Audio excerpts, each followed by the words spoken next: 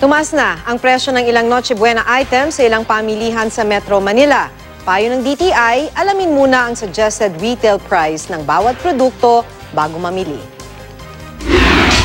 Mula panggisa hanggang karne sa pagluluto ng ihahanda mo sa Noche Buena, tumaas na ang presyo sa mga pamilihan.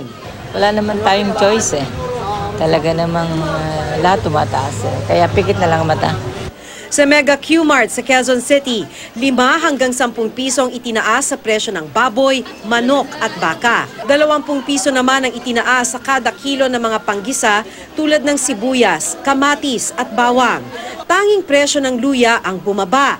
Mula 120 pesos, ngayon ay 80 pesos na. Sumipa ang presyo ng lowland vegetables. Dumoble ang talong na ngayon 100 pesos kada kilo mula 50 pesos. Ang okra, 150 pesos, dati 60 pesos. 170 pesos na ang sitaw mula 90 pesos. Ang mga highland vegetables tulad ng carrots at bell pepper, hindi na halos bumababa ang presyo mula nang masalanta ng bagyo ang Benguet at Nueva Vizcaya. Lettuce lang na nasa 120 pesos kada kilo ang presyong di gumalaw. Kung bumagyo, di ba nang bumagyo, di ba? Tsaka yung gantong Christmas, tsaka nagtataso kami.